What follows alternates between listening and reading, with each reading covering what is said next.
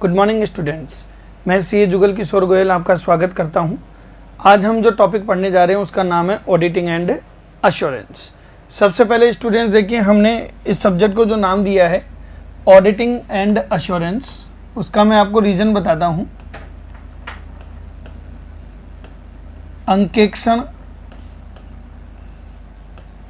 एवं आश्वासन।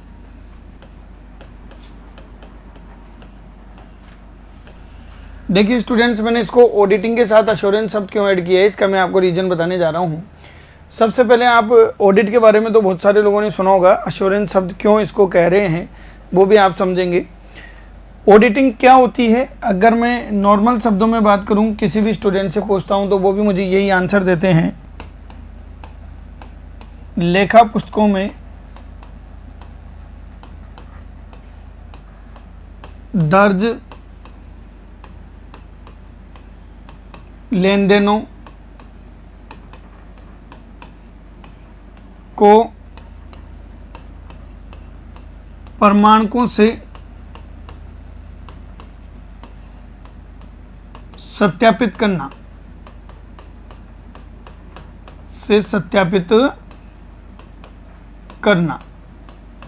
आम बोलचाल की भाषा में लोग ऑडिट का मतलब यही बताने वाले हैं कि साहब ऑडिट का अर्थ है लेखा पुस्तकों में दर्ज लेन देनों को प्रमाणकों से सत्यापित करना। लेकिन स्टूडेंट्स, अगर हम बात करें आश्वासन शब्द की तो आपको यहाँ पे कंसेप्चुअल क्लियरिटी आएगी कि ऑडिटिंग का मतलब केवल इतना सा नहीं है कि लेखा पुस्तकों की जांच पड़ताल करना। मैं किसी भी स्टूडेंट से जब भी पूछता हूँ कि साहब ऑडिट का मतलब क्या समझते हो, तो वो एक ही बात बोलते हैं, सर बही खातों की जांच पड़ताल करना, लेखा पुस्तकों की जांच पड़ताल करना, और अपनी राय देना। कुछ ये भी बोल देते हैं वित्तीय विवरणों की जांच पड़ताल करना, संस्था की वित्तीय सूचनाओं की जांच पड़ताल करना। बहुत सारी बातें इस टाइप की मेरे सामने आती हैं और मुझे ये आंसर मिलता है। बच्चों, मैं यहाँ पे एक शब्द आपको बताना चाहूँगा कि ये आप जो बोल रहे हैं वो सब सही है, लेकिन एक चीज़ इसमें ज़रूर जोड़ें कि आप जो ये जांच कर रहे हैं वो जांच कैसी होनी चाहिए, स्वतंत्र जांच होनी चाहिए। कैसी जांच होनी चाहिए? स्वतंत्र जांच होनी चाहिए। एक ऑडिटर की इंडिपेंडेंट एग्जामिनेशंस होनी चाहिए और स्वतंत्र जांच करके अंकेक्षक अपनी रिपोर्ट में, रिपोर्ट मतलब प्रतिवेदन, अपनी रिपोर्ट में राय व्यक्त करता है। ऑडिटर अपनी रिपोर्ट में राय व्यक्त करता है। तो यहाँ पर एक क्वेश्चन ये रेज होता है कि सर वो राय व्यक्त क्यों करता है, गारंटी क्यों नहीं देता? इसलिए मैंने ये जो शब्द है आपका ऑडिट के साथ जोड़ा, क्या? आश्वासन। ऑडिटर कभी भी ऑडिट में गारंटी नहीं देता है, सिर्फ राय व्यक्त करता है। यहाँ तक की बातें समझ में आ गई स्टूडेंट्स? आप कहेंगे सर ऐसा क्यों? तो चलिए अब मैं उसके बारे में आपको जवाब देने जा रहा हूँ कि ऐसा क्यों है, ये एश्योरेंस शब्द हमने क्यों जोड़ा है ऑडिट के साथ। देखिए, अंकेक्षक किसकी जांच पड़ताल कर रहा है? वित्तीय सूचनाओं की। अंकेक्षक वित्तीय सूचनाओं की जांच पड़ताल कर रहा है, ठीक है। अब वित्तीय सूचनाओं की जांच पड़ताल करने के लिए उसे किस चीज़ की जरूरत है? प्रमाणकों की, लेखा पुस्तकों की। और ये प्रमाणक किसके द्वारा बनाए जाते हैं? ये प्रमाणक बनाए जाते हैं प्रबंधकों द्वारा। और प्रबंधक जो होते हैं वो पक्षपात कर सकते हैं, प्रमाणक झूठे हो सकते हैं, और आप झूठी चीज़ों को चेक कर रहे हैं तो गारंटी कहाँ से देंगे? इसलिए अंकेक्षक कभी भी गारंटी नहीं देता है, सिर्फ क्या देता है? अपना राय देता है। और इसीलिए अपन इस सब्जेक्ट को नाम दे रहे हैं auditing and assurance. Clear students? बहुत सारे लोग मुझे ये भी पूछते हैं, सर क्या अंकेक्षण वित्तीय सूचनाओं की है? क्या अंकेक्षण गैर वित्तीय सूचनाओं की नहीं होती? तो यहाँ मैं आपकी जानकारी के लिए बता दूं, अंकेक्षण का जो दायरा वर्तमान में गैर वित्तीय सूचनाओं तक भी फैल चुका है। जब अंकेक्षण का उदय हुआ था तब ये वित्तीय सूचनाओं से स्टार्ट हुआ था, लेकिन आज की डेट में गैर वित्तीय सूचनाओं का भी अंकेक्षण होता है। गैर वित्तीय सूचनाओं का अंकेक्षण का मतलब हो गया जैसे मैनेजमेंट ये जानना चाह रहा है कि हमारे प्रबंध में क्या कमियां हैं, तो हम उसको मैनेजमेंट ऑडिट कहते हैं, प्रबंध अंकेक्षण कहते हैं। मैनेजमेंट ये जानना चाह रहा है कि मेरे द्वारा जो ऑपरेशन किया जा रहा है, जो मैं संस्था को ऑपरेट कर रहा हूँ, क्या वो प्रभावी है, तो हम उसको ऑपरेटिंग ऑडिट परिचालन अंकेक्षण कहते हैं। किसी संस्था का समाज के ऊपर क्या प्रभाव पड़ने वाला है, तो हम उसको सोशल ऑडिट सामाजिक अंकेक्षण कहते हैं। क्लियर है? ऐसे बहुत सारे नाम मैं आपको बता सकता हूं जिनमें वित्तीय सूचनाओं का कोई लेना देना नहीं है, जो गैर वित्तीय सूचनाओं से रिलेटेड है और ऑडिट उनकी भी होती है। लेकिन हमारे स्टडी के पॉइंट ऑफ व्यू से हम अपने आप को लिमिट रखेंगे किससे? वित्तीय सूचनाओं के अंकेक्षण से। यहाँ तक क्लियर स्टूडेंट्स? अब मैं आपको ऑडिट की डेफिनेशन बताता हूँ, और ये जो डेफिनेशन है बच्चों बहुत ही काम की डेफिनेशन है, जो स्टैंडर्ड ऑन ऑडिटिंग 200 में गिवन है। स्टैंडर्ड ऑन ऑडिटिंग अंकेक्षण मानक 200 में गिवन है, और अंकेक्षण मानक सदैव वित्तीय सूचनाओं पर ही लागू होती है। इसलिए ये जो परिभाषा है, इसमें आप अंकेक्षण का अर्थ देखेंगे तो वो वित्तीय सूचनाओं तक ही सीमित रहेगी। क्लियर है? ऐसे कौन जारी करता है? Institute of chartered accountant of India ICI के द्वारा जारी ऐसे 200 के अनुसार ऑडिट की मैं आज आपको डेफिनेशन बताने जा रहा हूं। आप इस डेफिनेशन को बहुत ध्यान से समझेंगे जिससे कि आपको अंकेक्षण का ढंग से अर्थ समझ में आए, और यहाँ पे आपको बहुत सारी क्लियरिटी आनी शुरू हो जाएगी बच्चों, और आप ध्यान से समझेंगे। ये कह रहा है अंकेक्षण किसी भी संस्था के वित्तीय सूचनाओं की अंकेक्षण किसी भी संस्था के वित्तीय सूचनाओं की स्वतंत्र जांच है। अंकेक्षण किसी भी संस्था के वित्तीय सूचनाओं की स्वतंत्र जांच है। परिभाषा में और भी बहुत सारी बातें हैं जो ऐसे 200 में गिवन है, पहले मैं यहाँ तक का आपको एक्सप्लेन कराऊंगा। सबसे पहले इन्होंने एक शब्द यूज किया, अंकेक्षण किसी भी संस्था की, तो जरा हम इसके बारे में बात करते हैं।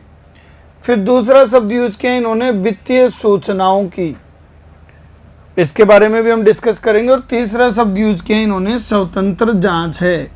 बच्चों मैं आज आपको इस डेफिनेशन को बीच में ही छोड़ते हुए पहले इन 3 शब्दों को एक्सप्लेन करता हूँ, फिर मैं इस डेफिनेशन में और 2 बातें कराऊंगा, और ये 3 बातों में जाके ये डेफिनेशन पोर्शन कंप्लीट होगा। किसका? ऐसे 200 के अकॉर्डिंग ऑडिट की डेफिनेशन। सबसे पहले देखिए क्या कह रहा है, अंकेक्षण किसी भी संस्था के वित्तीय सूचनाओं की स्वतंत्र जांच है। यहाँ किसी भी संस्था से मतलब क्या है? ये जो हम शब्द यूज कर रहे हैं किसी भी संस्था, इसका मतलब क्या है? क्या ऑडिट किसी की भी हो सकती है? किसी की भी हो सकती है क्या ऑडिट? ये बताएं। मेरे पिताजी हैं, व्यापारी हैं, बिजनेस करते हैं, क्या उनकी ऑडिट हो सकती है? हाँ सर हो सकती है, व्यापारियों की तो ऑडिट होती है। ठीक है, एक व्यक्ति है जो धार्मिक संस्था चलाता है, क्या उसकी ऑडिट हो सकती है? तो ऑडिट किसकी होती है? लाभ कमाने के उद्देश्य वाली संस्था की या गैर लाभकारी उद्देश्य वाली? तो जब हम ये शब्द यूज करते हैं कि अंकेक्षण किसी भी संस्था की, तो किसी भी संस्था के आधार पे ये जो शब्द आया कि किसी भी संस्था की ऑडिट हो सकती है।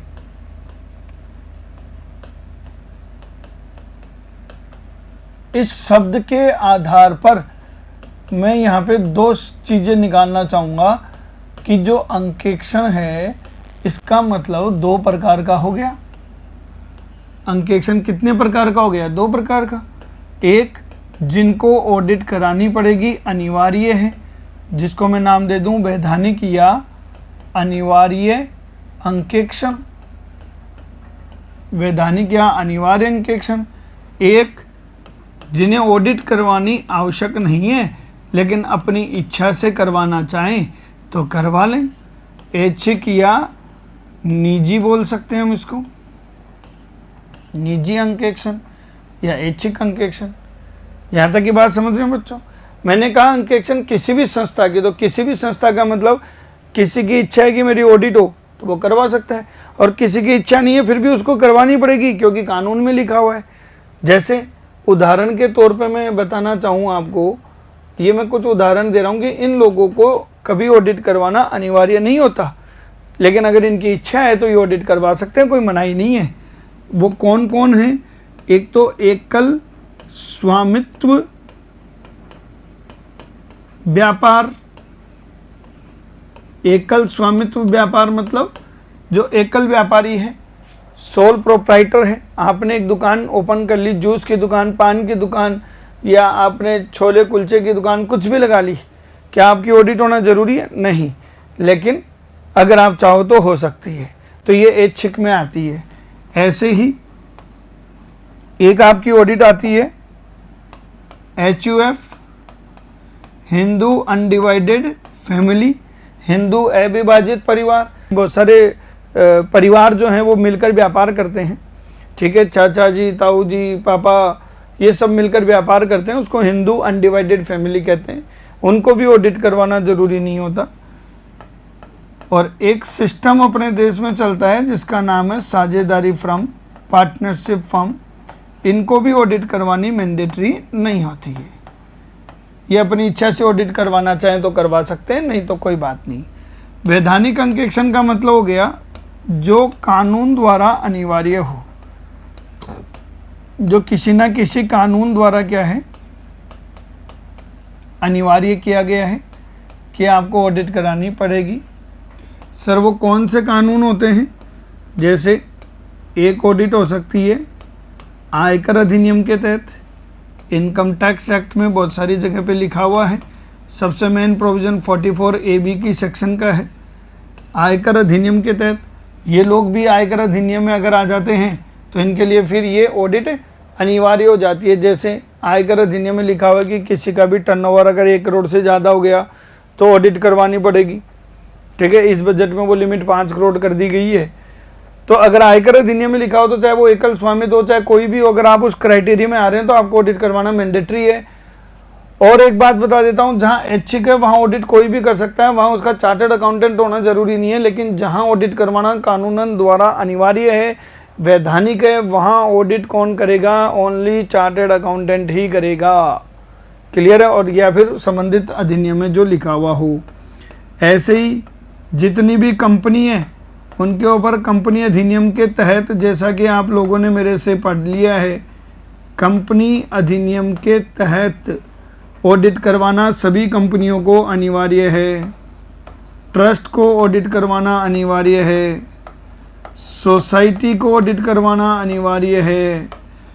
तो ऐसे बहुत सारे हैं जिनको ऑडिट करवाना अनिवार्य है। तो ये जो मैंने शब्द कहा, किसी भी संस्था, अंकेक्षण किसी भी संस्था का हो सकता है, इस शब्द की मैंने व्याख्या ये कर दी बच्चों कि किसी भी संस्था का तात्पर्य कि वैधानिक ऑडिट भी हो सकती है और ऐच्छिक भी हो सकती है। वैधानिक मतलब कानून द्वारा अनिवार्य, और ऐच्छिक मतलब उदाहरण दिया हुआ है कि आपकी इच्छा हो तो करवाओ, नहीं तो मत करवाओ। अब आपके दिमाग में क्वेश्चन आएगा कि सर संस्था का आकार क्या हो, क्या इससे फर्क पड़ेगा कि संस्था बहुत छोटी है, बहुत बड़ी है, या संस्था का उद्देश्य लाभ कमाना हो, क्या इससे कोई फर्क पड़ेगा? तो बच्चों जो मैंने आपको देखो डेफिनेशन बताई कि अंकेक्षण किसी भी संस्था के वित्तीय सूचनाओं की स्वतंत्र जांच है।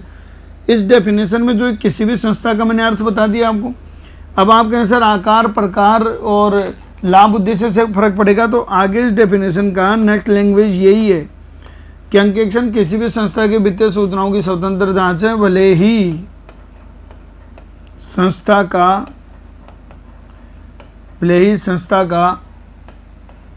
उद्देश्य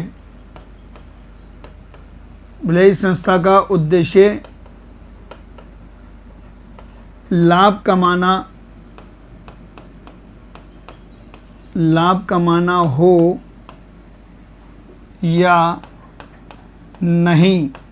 भले ही संस्था का उद्देश्य लाभ कमाना हो या नहीं, संस्था का जो मेन ऑब्जेक्ट है वो हमें कोई मायने नहीं रखता, ऑडिट किसी की भी हो सकती है। और रही बात आकार प्रकार की, तो संस्था के आकार का मतलब हो गया साहब एक रिलायंस जितनी बड़ी कंपनी और एक आपके कॉलोनी की किराने की दुकान है, चाहे कैसी भी हो, संस्था के आकार एवं उसकी वैधानिक संरचना, संस्था के आकार एवं उसकी वैधानिक संरचना मैं आपको बता चुका हूँ, चाहे आप एकल स्वामित्व व्यापारी हो, चाहे आप एचयूएफ हो, चाहे फर्म हो, चाहे कंपनी हो, कोई भी तरीके से व्यापार कर सकते हैं। संस्था के आकार एवं उसकी वैधानिक संरचना की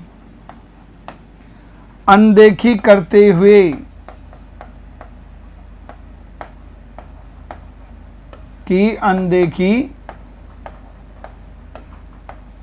हुए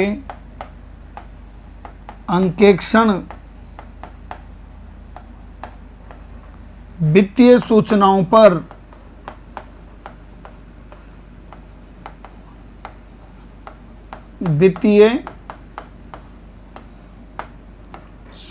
पर राय व्यक्त करने हेतु किया जाता है। क्लियर है? अब देखो यहाँ ये डेफिनेशन आपकी कंप्लीट हुई है। अब मैं इसको फिर से डिटेल में बताता हूँ। अंकेक्षण किसी भी संस्था, तो किसी भी संस्था का मतलब समझ गए, किसी भी संस्था का मतलब ये है चाहे उसका उद्देश्य लाभ कमाना हो या नहीं हो, ये तो हो गया संस्था का उद्देश्य, चाहे लाभ कमाना हो या नहीं हो ऑडिट उसकी भी होगी। फिर है संस्था का चाहे आकार कुछ भी हो, आकार चाहे कुछ भी हो, चाहे बहुत बड़ी संस्था हो चाहे बहुत छोटी संस्था हो, ऑडिट किसी की भी हो सकती है। सर किसी की भी हो सकती है या होनी जरूरी है? इसके लिए मैंने आपको बता ही दिया पहले ही कि साहब अंकेक्षण दो प्रकार का हो सकता है, वैधानिक और ऐच्छिक। वैधानिक का मतलब कानून द्वारा अनिवार्य, अलग अलग कानून में अलग अलग प्रावधान है, वो आपको ध्यान रखने होते हैं। ठीक है, जब मैंने कुछ एग्जाम्पल यहाँ पे बता दिए हैं। और एक होता है ऐच्छिक, कानून में कहीं लिखा हुआ नहीं, आपको ऑडिट कराने की जरूरत है, आप नहीं कराओगे कोई दिक्कत नहीं है। ठीक है, जहाँ कानून द्वारा अनिवार्य होता है वहाँ नहीं कराओगे, पेनल्टी लगती है। यहाँ ऐच्छिक अंकेक्षण है, पेनल्टी का कोई काम नहीं है। और ऑडिट अगर कराना चाह रहे हो तो कराओ, नहीं तो मत कराओ, ये आपकी इच्छा है। ये मैंने कुछ उदाहरण दे दिए। और जहाँ ऐच्छिक अंकेक्षण होती है वहाँ अंकेक्षक की योग्यता निर्धारित नहीं होती, लेकिन जहाँ वैधानिक अंकेक्षण होता है तो संबंधित कानून में लिखा हुआ रहता है भैया तुमको ऑडिट करानी जरूरी है।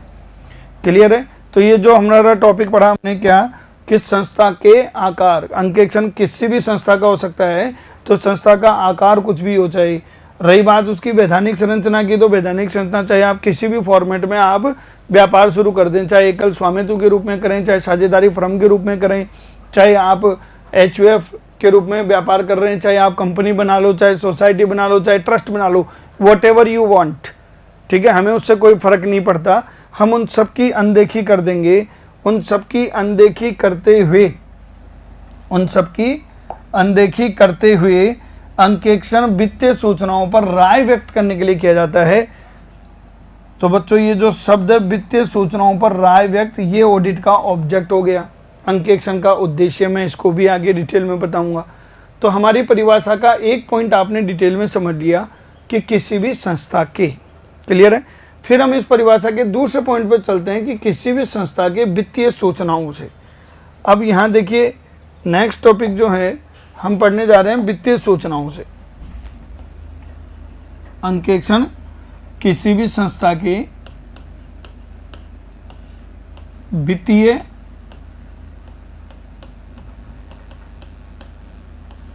सूचनाओं की स्वतंत्र जांच है। मैं आपको पहले भी बता चुका हूं, ऑडिट वित्तीय सूचनाओं की भी हो सकती है और गैर वित्तीय सूचनाओं की भी हो सकती है।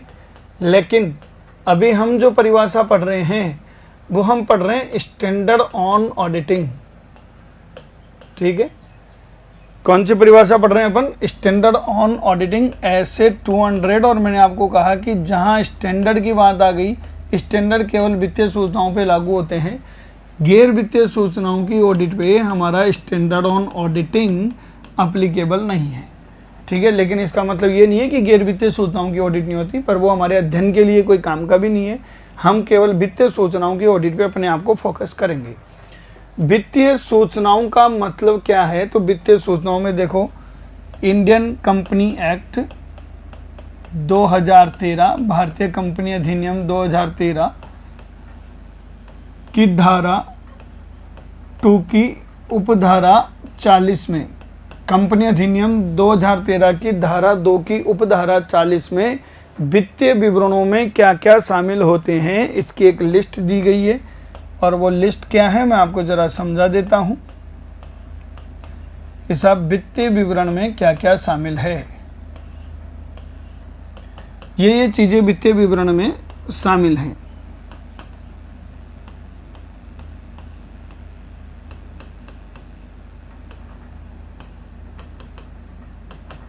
क्या क्या चीज़ें शामिल हैं बच्चों? सबसे पहले आपका आता है आर्थिक चिट्ठा, बैलेंस शीट बोलते हैं जिसे आप, बैलेंस शीट। और बैलेंस शीट किसी भी कंपनी की आर्थिक स्थिति को प्रदर्शित करता है कि आखिर उसकी स्थिति क्या है। ये आपकी स्थिति को बताता है कि आपके पास में शुद्ध दायित्व है या शुद्ध संपत्ति है। दूसरा, आपने जो पूरी साल क्रियाकलाप किए उसके परिणामों को बताता है लाभ हानि खाता, लाभ हानि खाता जिसे आप बोलते हो profit and loss account, P&L।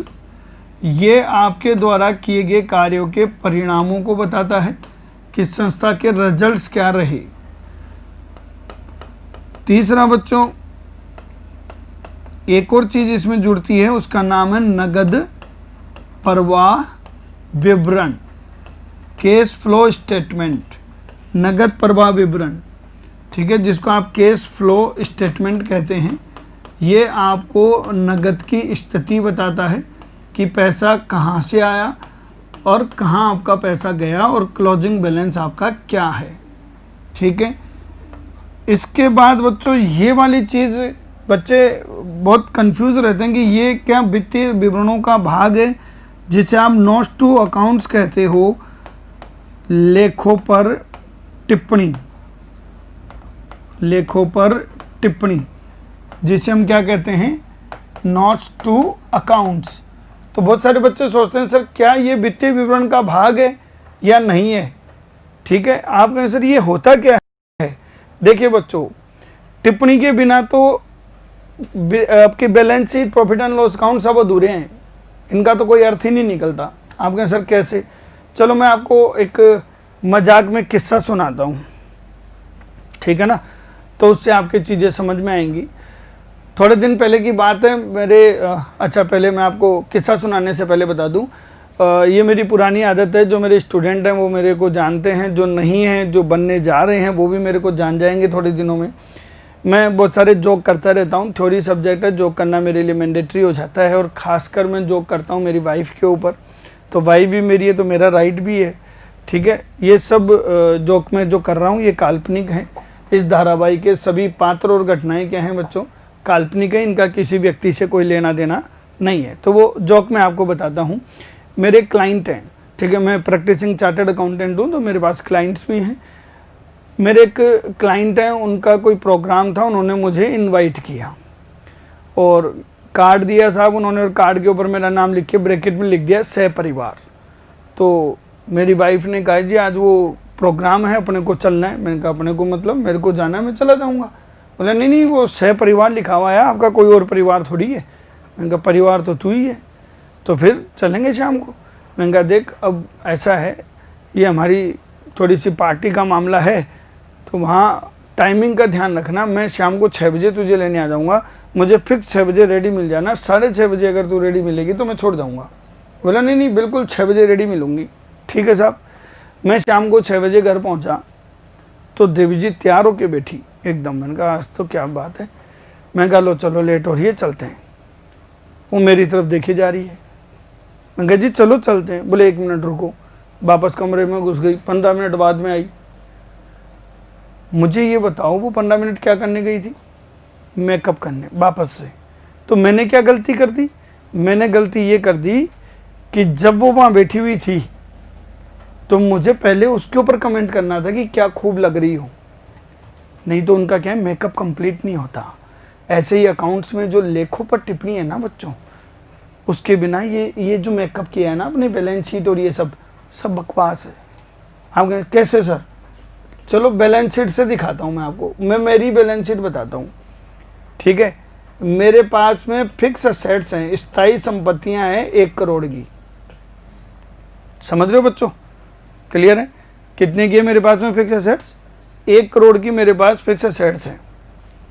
मेरे पास में करंट असेट्स हैं, करंट असेट्स जानते हो ना, कैश, स्टॉक वगैरह, ज्वेलरी ये सब 50 लाख की।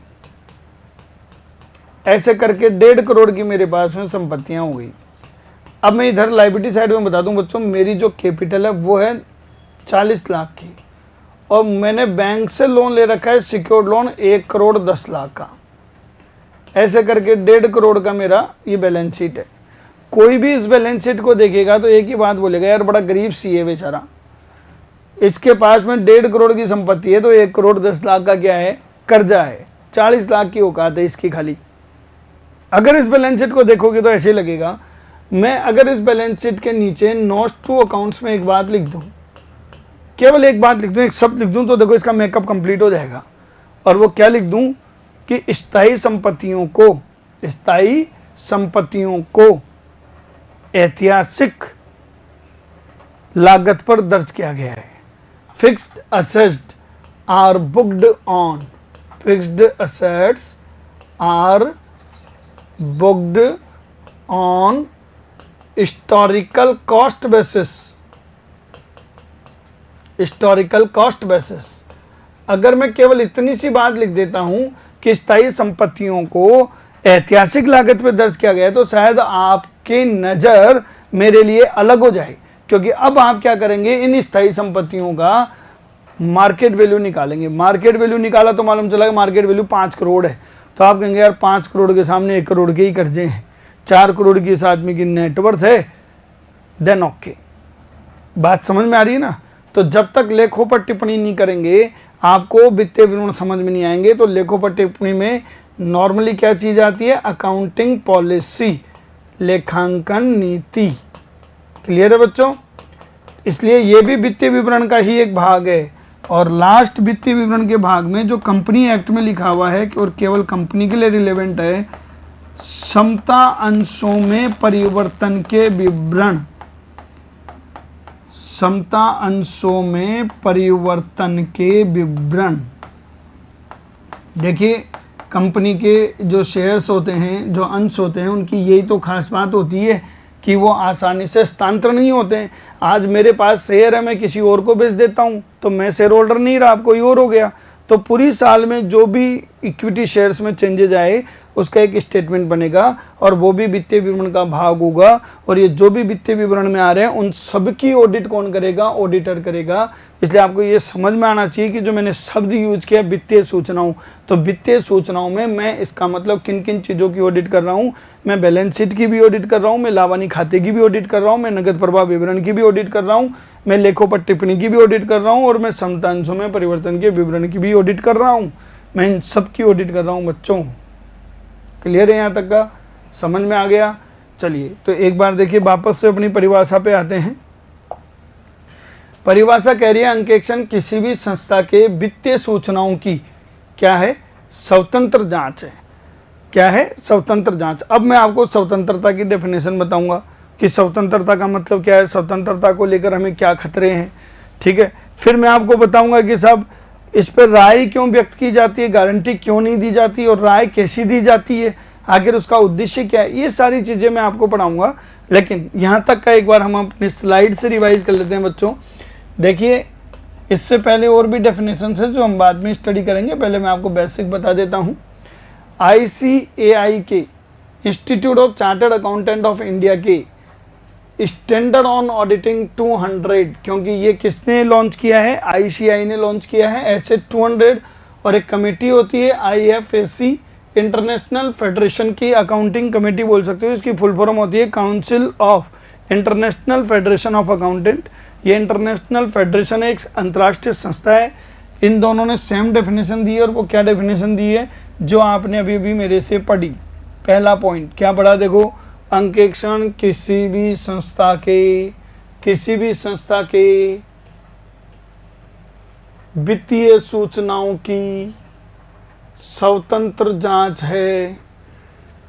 किसी भी संस्था की वित्तीय सूचनाओं की स्वतंत्र जांच है, चाहे संस्था का उद्देश्य लाभ कमाना हो या नहीं हो, संस्था के आकार, उसकी वैधानिक संरचना, इनकी अनदेखी कर दो।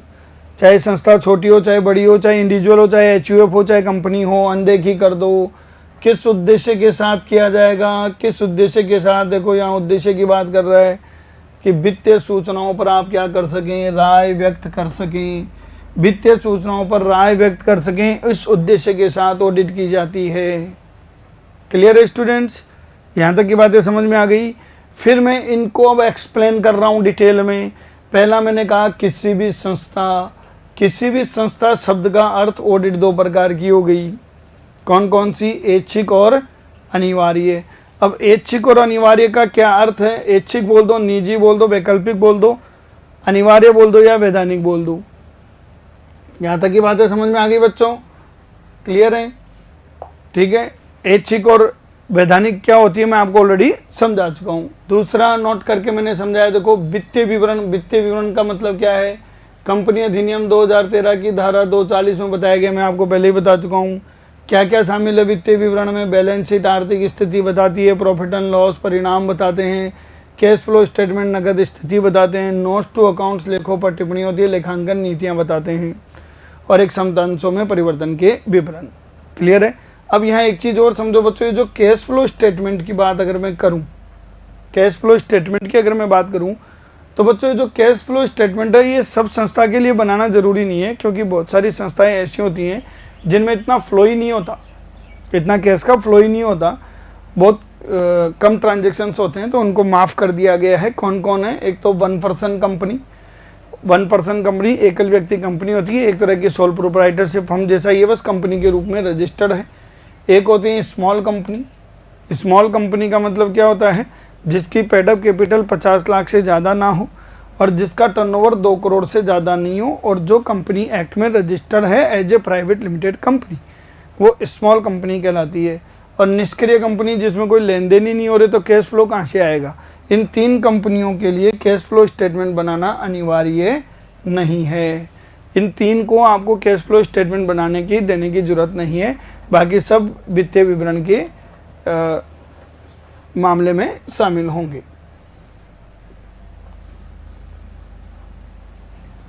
यहाँ तक समझ में आ गए स्टूडेंट्स, क्लियर है? तो वित्तीय विवरण में क्या शामिल होते हैं, क्या शामिल नहीं होते हैं, अपन रिवाइज भी कर चुके हैं। अब मैं आपको नेक्स्ट स्टार्ट करवाने जा रहा हूँ स्वतंत्रता।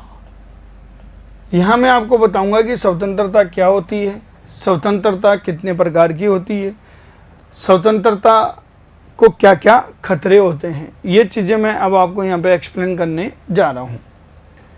क्लियर है स्टूडेंट्स? क्योंकि मैंने आपको डेफिनेशन में बताया कि अंकेक्षण किसी भी संस्था के वित्तीय सूचनाओं की क्या है, स्वतंत्र जांच है। क्या है? स्वतंत्र जांच है। क्लियर है? तो आज मैं आपको स्वतंत्रता के ऊपर कमेंट करने जा रहा हूँ, आप देखेंगे। बच्चों अगर ऑडिट में से ये शब्द हटा देना आप स्वतंत्रता, तो ऑडिट का अर्थ का अनर्थ हो जाएगा, क्योंकि ऑडिट का मूल मंत्र है स्वतंत्रता। आपके सर कैसे? चलो एक एग्जाम्पल से मैं पूछता हूँ, बहुत सिंपल सा एग्जाम्पल और बिल्कुल प्रैक्टिकल एग्जाम्पल। अगर आपको ये समझ में आ गया तो स्वतंत्रता समझ में आ गई, नहीं तो नहीं आया। आप कहें सर कैसे, जरा बताना। मेरा नाम CA जुगल किशोर गोयल है। अब गोयल है इसका मतलब मैं बढ़िया हूँ साहब, महाजन, और महाजनों के हिस्से में व्यापार आया है। हमारे ख़ानदान में मैं पहला बंदा हूँ जो पढ़ लिख के CA बन गया, बाकी तो सब ने व्यापार ही किया है साहब। तो मेरे पापा भी व्यापारी हैं। अब मैं एक बहुत सिंपल सी क्वेश्चन पूछ रहा हूँ आपसे, आपको खाली उसका जवाब देना है। मेरे पापा का व्यापार है, उनको ऑडिट करवाना मैंडेटरी है, क्या मैं ऑडिट कर सकता हूँ क्या? बहुत सिंपल सा क्वेश्चन। अच्छा चलो आपको ये बता देता हूँ, ऑडिट करने के लिए योग्य व्यक्ति होते हैं चार्टर्ड अकाउंटेंट, जो मैं हूँ। तो क्या मैं ऑडिट कर सकता हूँ?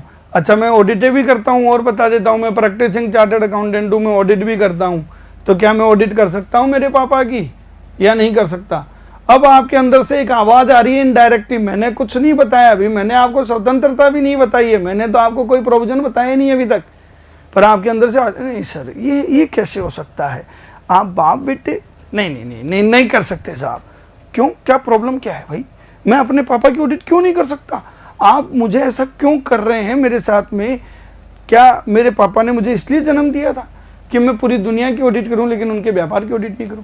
नहीं सर, वो बात नहीं है, आप तो थोड़ा इमोशनल हो गए। बात ये है कि अगर आप अपने पापा की ऑडिट करेंगे और वहाँ कुछ गड़बड़ मिल गई तो आप बताएंगे कि छुपाएंगे? भैया अपने बाप की गलती कौन बताएगा? छुपाऊंगा तो सर फिर ऑडिट का मतलब क्या हुआ? यही बात मैं समझाना चाह रहा हूँ कि ऑडिट का मतलब क्या हुआ अगर स्वतंत्रता नहीं है तो ऑडिट का मतलब क्या हुआ वो समझो बच्चों। अगर ऑडिट की बात करना चाह रहे हैं तो ये कैसी होनी चाहिए? पक्षपात रहित होनी चाहिए। कैसी होनी चाहिए बच्चों? पक्षपात रहित होनी चाहिए। क्लियर है? और पक्षपात रहित अर्थात निष्पक्ष होनी चाहिए। यहां स्वतंत्रता से तात्पर्य है निष्पक्षता, ना कि निडरता। मुझे कोई महाराणा प्रताप के जैसे जंग थोड़ी लड़नी है जो मैं स्वतंत्रता का मतलब निडरता बोलूं। नो, निडरता नहीं, पक्षपात रहित निष्पक्षता। और निष्पक्षता क्या होती है? पक्षपात रहित क्या होती है? जब किसी व्यक्ति का निर्णय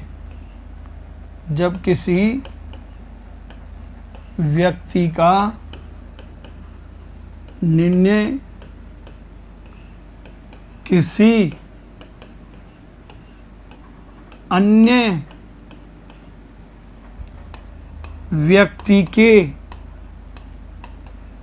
अन्य व्यक्ति के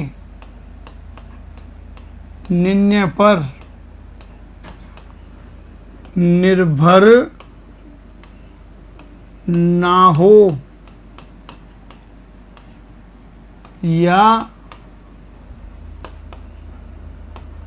किसी अन्य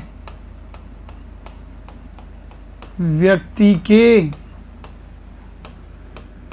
अधीन ना हो।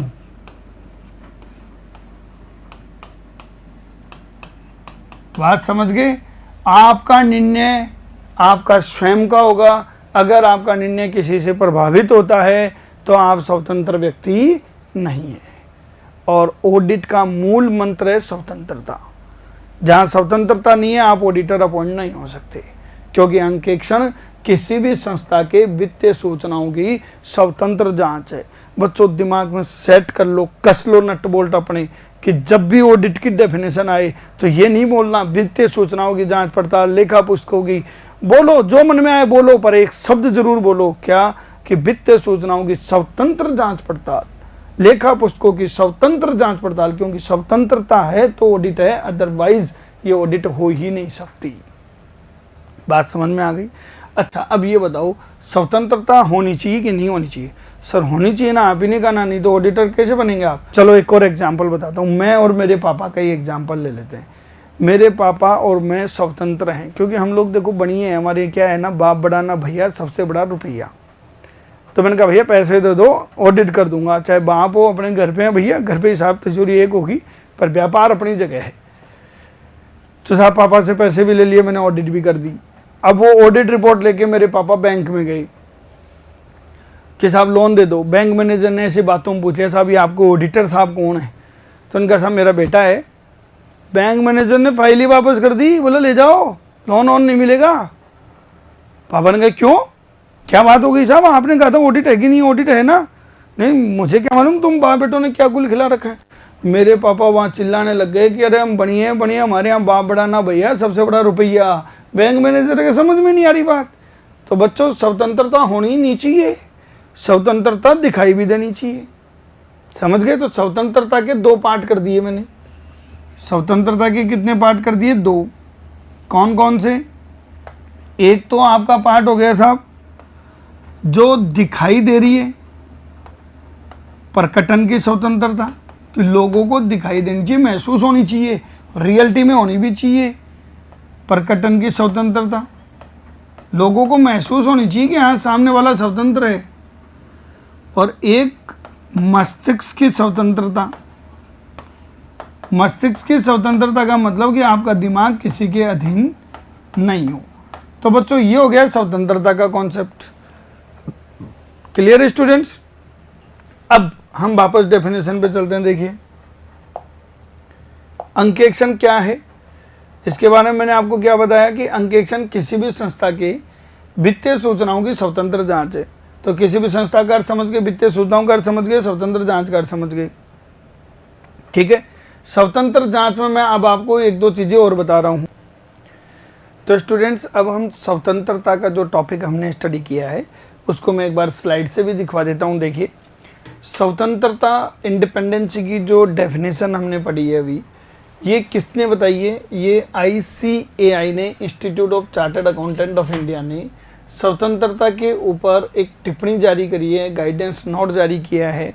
और उस टिप्पणी के अनुसार स्वतंत्रता का अर्थ क्या है, जैसा कि मैंने आपको बताया, कोई भी ऐसी पावर जो आपको पक्षपात रहित निर्णय लेने की मजबूती प्रदान करती है कि आप पक्षपात रहित काम कर सकते हो, किसी के दबाव में आए बिना काम कर सकते हो, जो निर्णय आपका है वो आप निर्णय ले सकते हो।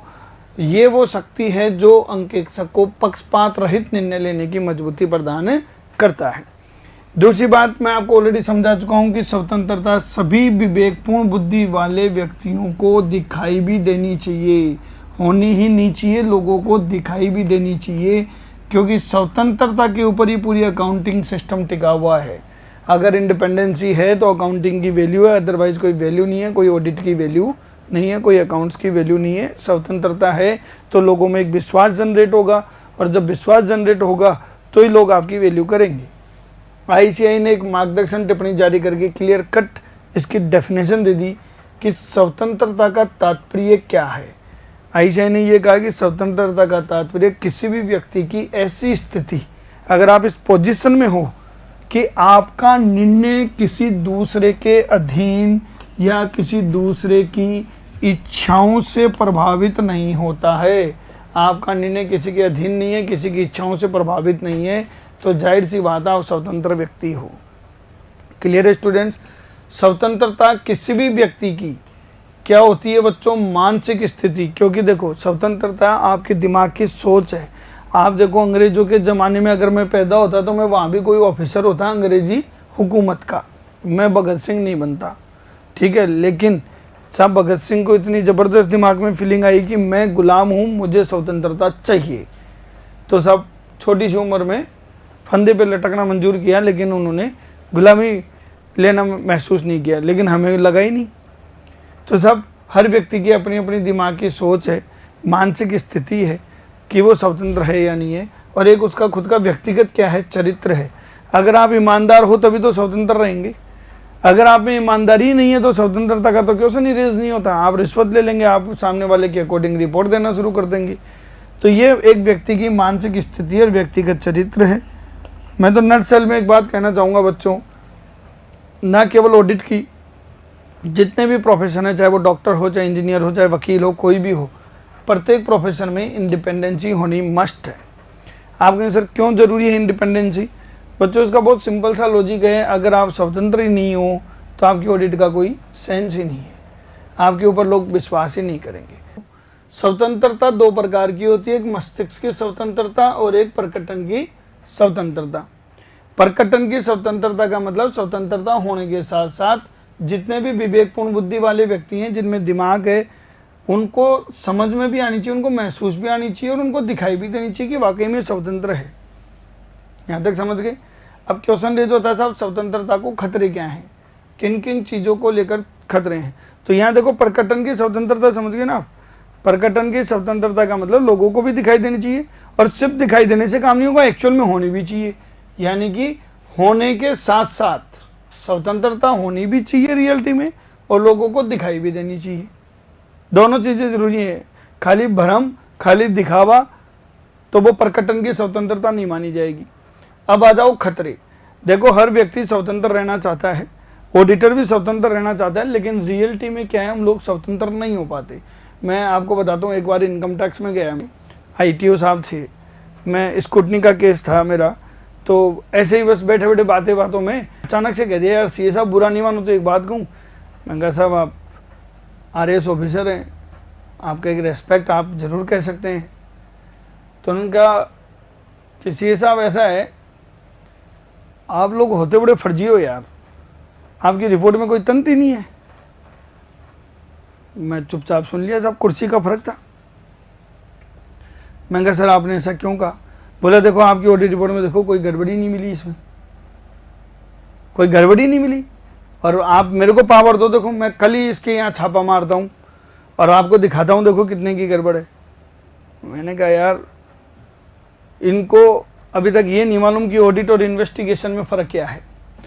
मैं कहा सर हमने ऑडिट करी है, और आप जो करने जाते हो ना वहाँ, वो ऑडिट नहीं होती, वो इन्वेस्टिगेशन होता है। आप जाते हो पुलिस दल बल के साथ, सामने वाला सपोर्ट नहीं करे ना, आप उसको उठा के अंदर कर देते हो, आप उसके ऊपर जुर्माना लगा देते हो। हम जाते हैं हमारे आर्टिकल के साथ, सामने वाले से रिक्वेस्ट करते हैं, तब तो वो कागज़ देता है। आप उसको केस को ढूंढने के लिए उसके दीवारों को तोड़ देते हो। आपने एक मूवी देखी होगी, अजय देवगन की रेड मूवी आई थी, अरे साहब दीवारों में बंदूकें चला चला के कुएं में कूद कर गोबर में हाथ डाल कर केस ढूंढ रहे हैं। ऑडिटर ऐसे थोड़ी करता है, हम तो अगले की तिजोरी के हाथ नहीं लगा सकते। हम तो कहते हैं भैया ला केस गिनवा दे, जो बुक्स में है वो अगला लेके आएगा और गिनवा देगा, हम सेटिस्फाइड हो गए। तो क्वेश्चन क्या रेज हुआ कि हम स्वतंत्रता मेंटेन नहीं कर पाते हैं, क्योंकि हमें अपॉइंट भी हमारा क्लाइंट ही करता है। तो ऐसे बहुत सारे खतरे हैं, हमको वो पहचानने पड़ेंगे, और जहाँ ये खतरे होते हैं ऑडिटर को वहाँ ऑडिट नहीं लेनी चाहिए, उसको खुद को ही मेंटेन करना है। पहला है सेल्फ इंटरेस्ट थ्रेट। अब देखो हम भी इंसान हैं, हर व्यक्ति का अपना हित होता है। जैसे मेरे को वित्तीय हित की बात करूं, क्लाइंट साहब फीस दे रहे हैं, पैसा दे रहे हैं मेरे को, तो मैं उसके तो गुण गाऊंगा ही। करो नहीं आप उसी की गलतियां निकाल के रिपोर्ट में बैंड बजा दो। हालांकि ऐसी बात नहीं है, हम इंडिपेंडेंट रहते हैं, पर हमें ध्यान रखना है कि जहाँ मेरा वित्तीय हित हो, जहाँ मैंने लोन ले रखे हैं, लोन दे रखे हैं, तो वहाँ मुझे ऑडिट नहीं करनी चाहिए। या आपने कंपनी ऑडिट में बहुत डिटेल में समझा वित्तीय हित को, कि अगर आपने किसी कंपनी के अंश धारण कर लिए, 1 लाख से अधिक के अंश धारण कर लिए, शेयर होल्डर बन गए, आपके रिलेटिव ने शेयर होल्ड कर लिए, आपने गारंटी दे दी, आपने 5 लाख से ज़्यादा के ऋण ले लिए, ऐसे बहुत सारी जगह पे वित्तीय हित टकरा रहे थे, तो आपको ऑडिट करने के लिए अयोग्य कर दिया गया था। ऐसे ही साहब मेरा क्लाइंट है, वो मेरे को इतनी फीस देता है कि मेरा जीवन ही उसके ऊपर टिका हुआ है, तो मैं उसके आगे हाथ जोड़ के खड़ा रहूँगा तो फिर स्वतंत्रता कहाँ रहेगी। ऐसे ही कभी कभी वो ऐसे मेरे को खुश होकर कंटिजेंसी के तौर पे फीस दे देता है संदिग्ध, कि CA साहब दीपावली आ गई, लो 2 लाख रुपए का चेक ले लो। मैं हाथ जोड़ के खड़ा रहता हूँ, मैंने कहा यार दिवाली अगली साल फिर आएगी यार, ठीक है। नियोक्ता से अगर मैं लोन ले लूँगा तो जो लोन लेने वाला आदमी, उसकी आवाज़ नीचे हो जाती है, आवाज़ दब जाती है। तो ये कुछ स्वतंत्रता को लेकर खतरे हैं बच्चों, जो स्वहित खतरे कहलाते हैं। यहाँ तक समझ में आ गया। दूसरा देखिए, एक होता है सेल्फ रिव्यू थ्रेट, स्व समीक्षा खतरे। इसमें क्या होता है, जब अपना ही काम अपने को खुद को रिव्यू करना पड़े, खुद का काम खुद को रिव्यू करना पड़े, तो स्वतंत्रता रह नहीं पाती है। आप उसे खुद का काम खुद को रिव्यू करना पड़े कैसे? पिछले साल मैं किसी कंपनी का डायरेक्टर था, मैंने वहाँ पे बहुत सारे रूल्स रेगुलेशन बनवा दिए थे, ऐसे काम करो ऐसे करो। फिर मैंने कंपनी की डायरेक्टरशिप छोड़ दी, खुद की प्रैक्टिस शुरू कर दी, और उस कंपनी ने मुझे अपना ऑडिटर अपॉइंट कर दिया। अब मैं ऑडिट करने जा रहा हूँ पिछले साल की, क्योंकि 1 साल के बाद ही होती है ऑडिट तो, और वहाँ पे गड़बड़ मिल रही है। वो गड़बड़ किसने करवाई? मैंने ही करवाई। सारे रूल्स किसने बनवाए? मैंने ही बनाए, और मेरी गलतियाँ मेरे को ही समझ में आ रही है। तो जब आदमी को खुद की गलतियाँ खुद के समझ में आती है, तो वो उनको छुपाता है, ना कि बताता है। ऐसे ही मैं आपको बताऊँ, मैं ऑडिट के अलावा अदर सर्विस भी देता हूँ, जैसे GST रिटर्न्स है, ठीक है, मेरे क्लाइंट की मैं ही भरता हूँ, ऑडिट भी मैं ही करता हूँ। ड्यूरिंग द ऑडिट हमें GST रिटर्न में कोई बड़ी गड़बड़ मिल गई कि यार ये गलतियाँ कर दी तुमने, अब वो गलती मैं क्लाइंट को बताऊंगा, क्लाइंट क्या कहेगा? CA साहब आप ही नहीं किया है, तो मैं उसको बताऊंगा ही नहीं, छुपा लूंगा। इसलिए इस टाइप के थ्रेड्स कहलाते हैं सेल्फ रिव्यू थ्रेड, कि ऑडिट के अलावा अगर आपने कोई अन्य सेवाएं दी है, उसमें ऑडिटर ने अगर कोई गड़बड़ की है, जबकि वो पिछली टाइम क्या था, कंपनी का ऑफिसर था या डायरेक्टर था, तभी तो उसने गड़बड़ की, और वो जो गड़बड़ करी है, तो फिर वो उसको अगर पकड़ में भी आ गई तो वो उसको छुपाएगा, बताएगा नहीं। ये थ्रेड्स होते हैं। तीसरा होता है बच्चों वकालत या तरफदारी खतरे। आप लोगों ने एक बात अनुभव की होगी, जो लड़के लोग हैं वो मेरी बात जल्दी समझ जाते हैं। यहाँ देखिए क्या है, मैं आपको बात बताता हूँ। अगर आपकी छोटी बहन है या बड़ी बहन है तो आपने एक बात देखा होगा कि आपके साथ हमेशा से भेदभाव वाला व्यवहार घर में किया गया। हाँ सर, ये बात तो है। आपकी बहन को आपके पिताजी ने कभी कुछ नहीं कहा और आपने हल्की सी गलती क्या कर दी, सारी की सारी शक्ति प्रदर्शन उन्होंने आपके ऊपर ही कर दिया। और आपने देखा होगा कि आपकी मम्मी आपकी तरफदारी करती है, ठीक है ना, आपकी बहन की नहीं। नहीं सर हमारी तो कोई नहीं करता। अब तुम्हारी किस्मत कैसी भाई, मैं क्या कर सकता हूँ। लेकिन नॉर्मली ऐसा होता है कि जो लड़के होते हैं वो मम्मी को प्यारे होते हैं, लड़कियां जो होती हैं वो पापा को प्यारे होते हैं। ऐसा क्यों? देखो क्या है ना, सबका स्वार्थ है। जिसका जहाँ स्वार्थ जुड़ा है वो उसी की तरफदारी करता है। मम्मी जानती कि यही वो राजकुमार है जिसके पीछे राजकुमारी आएगी और मेरी सेवा करेगी, तो वो आपकी तरफदारी करना शुरू कर देता है। पापा को मालूम है नालायक कहीं नहीं जाना और मेरे ऊपर यही बेटा बेटा राज करेगा, इसलिए वो आपके अगेंस्ट हो जाते हैं। बच्ची को लेके थोड़ा नॉर्मली हो जाते हैं कि यार थोड़े दिन बाद अपने घर चली जाएगी। ऐसे ही बच्चों क्या होता है, जब ऑडिटर ऑडिट करता है तो वो वकालत या तरफदारी करना शुरू कर देता है। किसकी? अपने क्लाइंट की। उसकी तरफ बोलना शुरू कर देता है, उसके गुणगान शुरू कर देता है। अच्छा ऐसा क्यों करता है? जब जाहिर सी बात है कि अगर कोई केस हो रहा है और केस में आपके क्लाइंट ने आपको अपॉइंट किया है तो आप क्लाइंट के अगेंस्ट थोड़ी बोलेंगे। आप उस मुकदमे की अगर पैर भी कर रहे हो तो आप तो उसकी तरफ ही बोलेंगे, तो आप उसकी तरफदारी करते हो। इस टाइप के खतरे आ जाते हैं। इसलिए आपको कभी अगर किसी मुकदमे की पैर भी कर रहे हो तो आप उसकी ऑडिट एक्सेप्ट ना करें। ऐसे ही क्लाइंट ने ये कहा कि हम मार्केट में नए शेयर इशू ला रहे हैं, हम पब्लिक इशू लाएंगे और सर आपको ही करवाना है वो सारा काम। अगर नई प्रतिभूतियों के निर्गमन में आपको हिस्सेदारी दी जा रही है तो आप ये चाहोगे कि भाई जितना ज़्यादा शेयर बिक जाए कंपनी के उतना अपने को भी फायदा हो, तो आप कंपनी की वाहवाही करने लग जाते हो। इस टाइप के कुछ खतरे इसमें आते हैं। नेक्स्ट आता है बच्चों पहचान संबंधी खतरे, फैमिलिटी थ्रेट्स। फैमिलिटी थ्रेट्स में क्या है बच्चों कि अगर आप किसी के साथ बहुत लंबे टाइम से एसोसिएट हो या आपके परिवार के वो सदस्य हैं या आपके रिश्तेदार हैं और अगर आप उनकी ऑडिट करते हो, जैसे मैं मेरे पापा की ऑडिट करता हूँ, तो ये जान पहचान की वजह से एक जान पहचान बन जाती है ना। 5 साल से ऑडिट कर रहे हो, 10 साल से ऑडिट कर रहे हो, तो आप अगर जान पहचान की वजह से कोई स्वतंत्रता खो देते हो तो उसको अपन पहचान संबंधी खतरा कहते हैं। जैसे रिश्तेदार होने की वजह से, लंबे समय से उसी पोस्ट पे बने रहने की वजह से, नियोक्ता के साथ आप बिजनेस करना भी शुरू कर देते हो, तो यहाँ जान पहचान हो जाती है तो स्वतंत्रता खत्म हो जाती है। और एक लास्ट है बच्चों, आजकल हमें भी धमकियाँ मिलती है, इंटीमिडेशन थ्रेट्स, धमकी खतरे। आप कहें सर ये क्या होता है? इसमें हमको फीस कम करने की धमकी दी जाती है। आप ये कहते हैं, देखो क्लाइंट कहता है सीए साहब ये रिपोर्ट तो मेरे हिसाब से दो, अगर आपने इस रिपोर्ट को यूँ कर दिया ना मैं आपकी फ़ीस कम कर दूंगा। या फिर आजकल तो ऐसे कहने लगे लोग हमें कि गली गली में सीए घूमते हैं, साहब आप रिपोर्ट दे रहे हो, अगर सही तो ठीक है, नहीं तो आपको मैं पद से हटा देता हूँ, दूसरे को ले आऊँगा, वो देगा, आप नहीं दोगे तो रिपोर्ट। तो साहब हमें पद से हटाने की धमकी दे दी जाती है। तो हर आदमी को अपना बिजनेस तो प्यारा लगता ही है और वो उस चक्कर में स्वतंत्रता खो देता है। फिर भी हमारे institute of chartered accountant of India ने ये कहा है और हम उसको फॉलो भी करते हैं कि अगर आपको लग रहा है इस टाइप के खतरे वहाँ मौजूद हैं तो आप उसकी ऑडिट एक्सेप्ट ना करें, और अगर आपने ऑडिट एक्सेप्ट कर ली है तो आप उसको तुरंत विड्रॉल कर दें, रिपोर्ट ना दें और मेंटेन करें, क्योंकि हमारी वैल्यू तभी है जब हम स्वतंत्र हैं। और ऑडिट का तो अर्थ ही क्या है? अंकेक्षण किसी भी संस्था के वित्तीय सूचनाओं की क्या है? स्वतंत्र राय है। क्लियर है स्टूडेंट्स? तो आज आपका ये स्वतंत्र राय वाला पॉइंट भी खत्म हो गया। अब देखिए जो मैंने डेफिनेशन पोर्शन बताया था आपको, इसमें कहा कि किसी भी संस्था की वित्तीय सूचनाओं की स्वतंत्र जांच से, ये वाली लाइन अब आपको ढंग से समझ में आ गई। फिर दूसरी वाली पॉइंट में कहा भाई संस्था का उद्देश्य चाहे लाभ कमाना हो या नहीं हो, तो इसमें ज़्यादा कुछ समझने की बात भी नहीं है। चाहे आप गैर लाभकारी संस्था हो चाहे लाभकारी संस्था हो, इनका ऑडिट होता है।